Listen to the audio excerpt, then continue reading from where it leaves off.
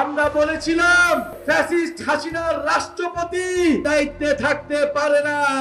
বাংলাদেশের রাজনৈতিক দলগুলো প্রেসিডেন্ট চুপ্পুকে সরাতে ভয় পেয়েছে। গণঅভ্যুত্থানের সাথে তারা প্রতারণা করেছে।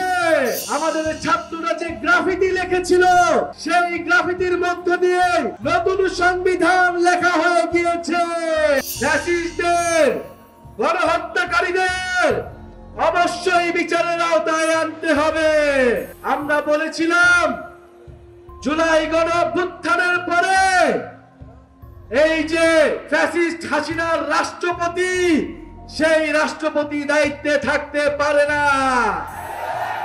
যেই প্রজন্ম শেখ হাসিনাকে হটাতে পেরেছে, কিন্তু বাংলাদেশের রাজনৈতিক দলগুলো সেই প্রেসিডেন্ট চুপ্পুকে সরাতে ভয় পেয়েছে। গণঅভ্যুত্থানের সাথে তারা প্রতারণা করেছে, জনগণের সাথে প্রতারণা করেছে। আমরা স্পষ্টভাবে বলেছিলাম গণঅভ্যুত্থানের পরে আমাদের মিডিয়ার সংস্কার লাগবে, পুলিশের সংস্কার লাগবে, আমলাতন্ত্রের সংস্কার লাগবে, সেনাবাহিনীর সংস্কার লাগবে। সংস্কারের মধ্য দিয়েই আমরা নতুন দেশ গড়ব।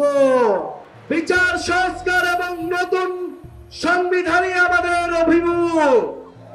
আমরা বলেছিলাম অভ্যুত্থানের মধ্যে স্কুল কলেজে, বাংলাদেশের প্রতিটি দেওয়ালে দেওয়ালে আমাদের তরুণরা, আমাদের ছাত্ররা যে গ্রাফিতি লিখেছিল সেই গ্রাফিতির মধ্য দিয়ে নতুন সংবিধান লেখা হয়ে গিয়েছে।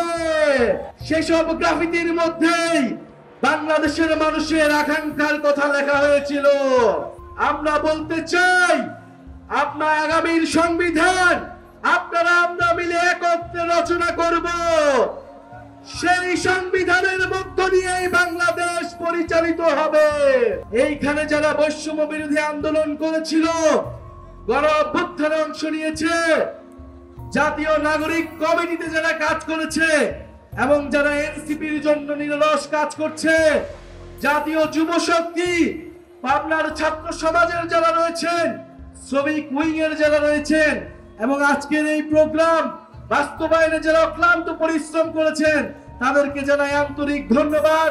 এবং যারা এই বৃষ্টির মাঝেও অংশগ্রহণ করেছেন তাদেরকে আমরা ধন্যবাদ জানাই। ইনশাআল্লাহ আমরা 64টি জেলায় যাচ্ছি, দেশ গড়তে জুলাই পদযাত্রা, নতুন বাংলাদেশের আহ্বান নিয়ে যাচ্ছি। এবং আমরা 3 আগস্ট শহীদ মিনারে নতুন সংবিধান, বিচার সংস্কারের দাবিতে বাংলার গণমানুষের মুক্তির ইতিহাস জাতির সামনে প্রস্তাবনা করব। 3 আগস্টের আহ্বান আপনাদের জানিয়ে যাচ্ছি। ইনশাআল্লাহ দেখা হবে। ইনকিলাব ইনকিলাব, এনসিপি এনসিপি।